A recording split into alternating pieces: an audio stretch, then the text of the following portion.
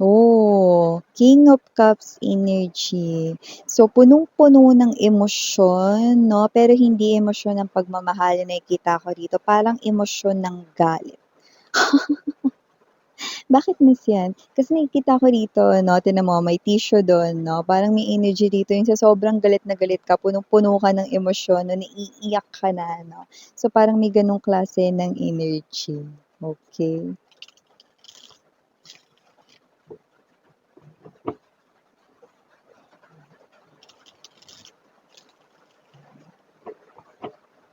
We also have here the Eight of Coins. I do see na meron ditong klase ng energy 'no, na parang this person here feels like tired, parang worn out yung feeling niya 'no. So, parang may energy rito na parang pagod na nga siya, parang may energy pa na punong-puno pa siya rito 'no, ng sama ng loob, ng emosyon, yes 'no, nagiging emosyonal 'no. And parang alam mo yung energy na parang 'pag nagsalita siya or magsasalita siya parang 'di na siya mag-iisip. Parang kung ano na lang yung lumabas sa isip niya, yun na yung sasabihin niya, yan. Parang hindi na masasala, gano'n. Alam mo yung feeling na ganito, 'di ba kunwari galing ka sa trabaho ta's pagod ka, tapos parang, meron ditong kunyari hinahanap sa'yo 'no, yung isang gamit 'no, gamit niya 'no, na hindi niya makita 'no, ba't sa'kin mo tinatanong? So, parang may gano'ng klase ng energy. Example lang yun para ma-gets ninyo lalo. Okay, so let us see.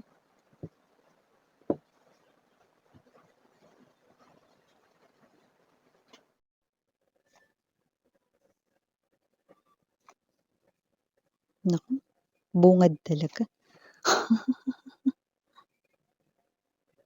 Two of Pentacles energy speaks about doubt right here 'no.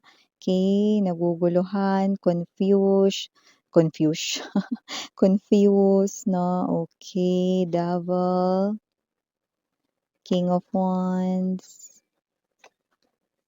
Naku, naku, naku, naku, naku, habang may tatsulok.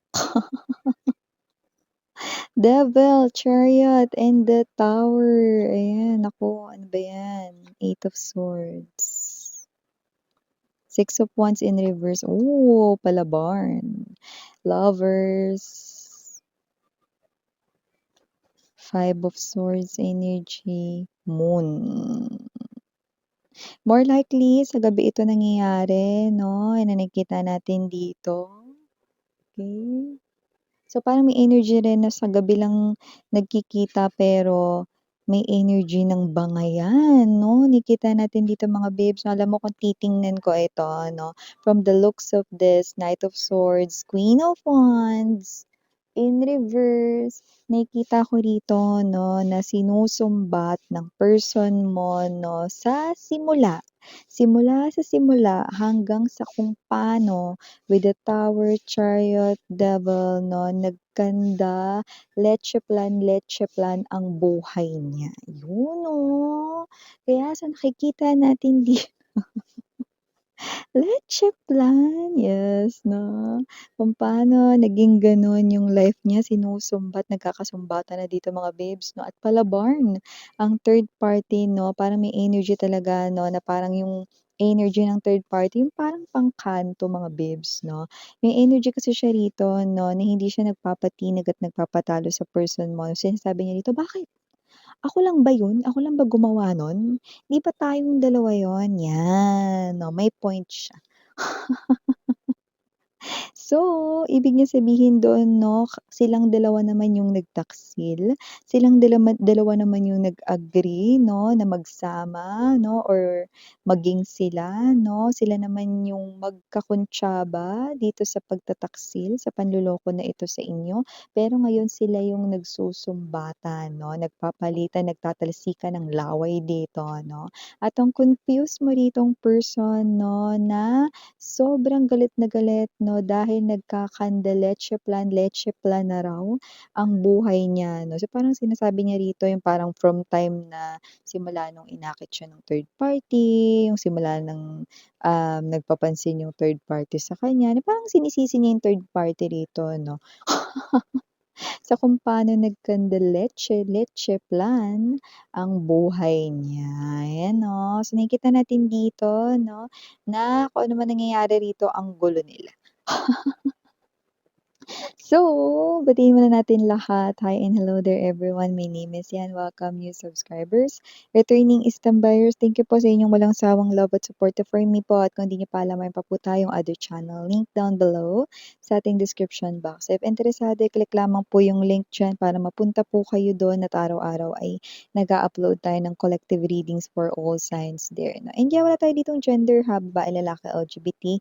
Lahat ay welcome. Puwede rin pong i-switch yung mga roles dahil possible talagang magkapalit-palit dahil general reading ito and at the end of the day, lahat ay may free will na free mong gamitin anytime, anywhere. By the way, I'm sensing the same energies, no? So, puwedeng talagang literal na nagkakagulo na ngayon, nag-aaway na, no, ang person mo at ang third party. Kasi 'di ba may nakuha tayong energy, no, nung mga nakaraan, no, na talagang malapit na talaga na mag-endo ang kanilang kontrata rito sa isa't isa. Boom! Tower energy, okey.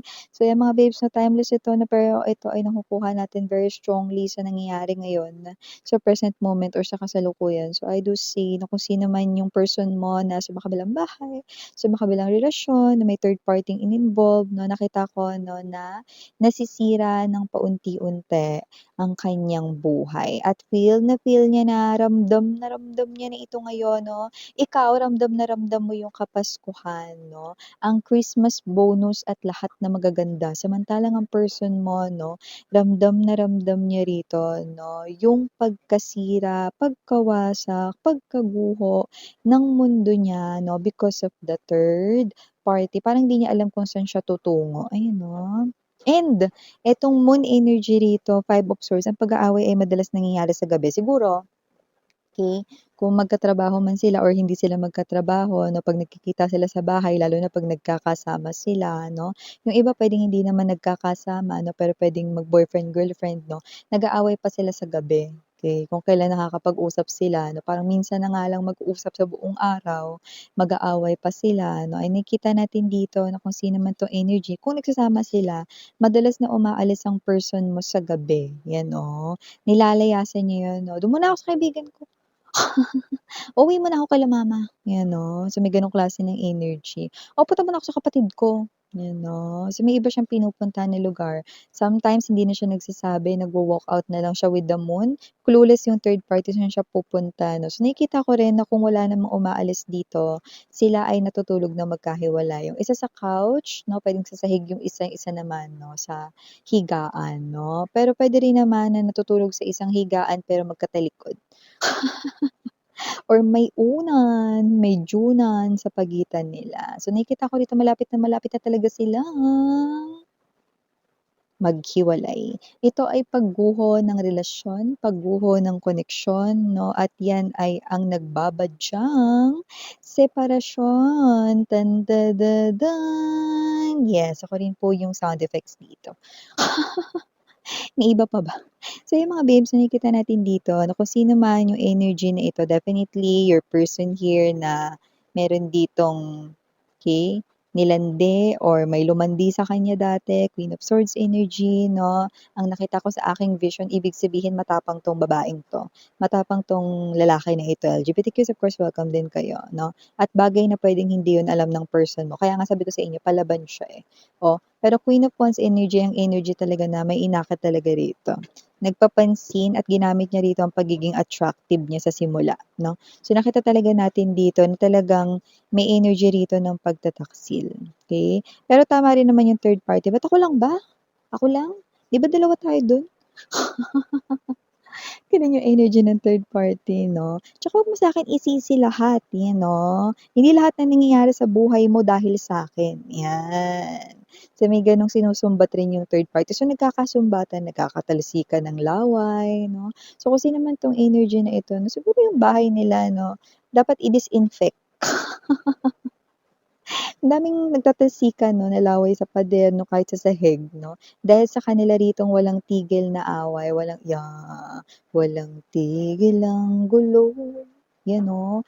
Hindi lang sa isip nila kundi talagang literal na walang tigil yung kanilang pag-aaway, sumbatan, gulo at yung iba nga 'no, nagtataka sila rito kasi okey naman sila this past few months. Bakit nagsimula ng maging ganito? Nice question. Na tingin ko hindi nila malalaman 'no, ikaw ang makakaalam nun. Kasi itong dalawa na 'to hindi sila mahilig sa mga energy or tarot readings at ang worst pa nga hindi sila naniniwala sa mga ganito 'no. Kung bakit sila nag-away na lang bigla this past few months or nagsimulang mag-away 'no, I'm seeing triangle right in here 'no, tatsulok. The Devil, the Chariot, and the Tower. Ibig sabihin, divine timing, universe, God Himself, no, now interfered in their connection. Bawal na pag-ibig kasi ito, no? Bawal kasi ito, no? Isang malaking kasalanan ito na dapat ay tapusin, basagin, sirain. Kaya dito na pumapasok, no, ang role ni universe. Ganun ba yun, Miss Yan? Oo, 'no? Kaya nga 'di ba, magugulat kayo na may mga instances 'no, na parang yung lihim na dati pa 'no, bakit ngayon lang nabunyag 'no, gano'n-gano'n 'no. Yun ba ay nagkataon lang, Miss Yan? Coincidence lang ba yun? Random lang ba yun? Hindi 'no, because everything has perfect timing at tinatawag ito namin na divine timing. So definitely oras na para matapos ang kanilang kalandian, ang history ng kanila ritong pagtataksil ay dapat matapos kaya bigla na lang rito silang nag-away. Kasi ang ganda ng connection nila this past few months. Actually, last year pa nga, no, happy pa sila rito. No? Parang sabay pa silang nagpaano ng, ano yun, yung quitis or fountain, no, nung last year, New Year's Eve, 'di ba? So, may nakita akong ganun. So, however, yung fireworks na yun, ngayon parang lightning na tumama rito. Oh, ayun, oh, magkakandalasog-lasog. Kung papansin mo, hindi pa sira, 'di ba? Oh, hindi pa, pero tingnan mo 'no, dumidilim yung ulap, ayan na yung maliit na lightning 'no, konti pa, boom 'no, talagang masisira na ang kanilang relasyon, okey? So, kung sino man 'tong mga energies na ito 'no, alam mo kasi lahat ng bagay may dahilan. Sa tingin ko 'no, I'm saying this because the universe right in here 'no, wants you to know that everything na ginagawa ng tao ay may kapalit, okey? It's like a ball na binato sa wall, 'di ba, and magba-bounce back ito pabalik sa nagbato, gano'n 'yun, okey? So, universe also wants you to know na hindi nakakatakas ang mga taong nakakagawa ng kasalanan sa atin ng gano'n-gano'n lang, okey? So, parang kagaya sa batas ng mundo, 'di ba, yung mga nagkakasala nakukulong sila sa city jail,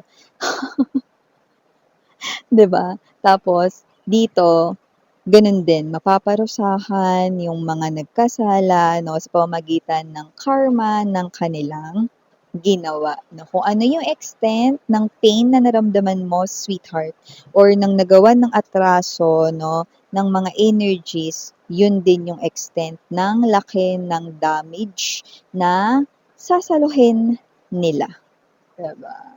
So, ganong klase ng sitwasyon. Bagay na hindi nila nalalaman, 'no? Pero kagaya ng binabanggit ko sa inyo, hindi naman ginagawa ni universe kasi alam mo na, 'no, gusto lang manakit ni universe or what, 'no?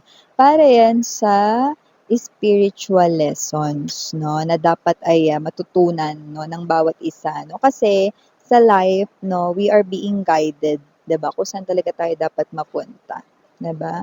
So, yung mga 'yan na nagkasala sa inyo 'no, meron rin silang mga sariling guardians 'no, and sinusubaybayan rin sila ni universe, 'di ba? So, gusto rin silang mapabuti 'no, and nakikita rin natin dito na kailangan nilang dumaan sa mga ganitong klase ng spiritual lessons para mapaghandaan nila yung journey nila to move forward sa kanilang life ng maayos na. Okay, so gano'n.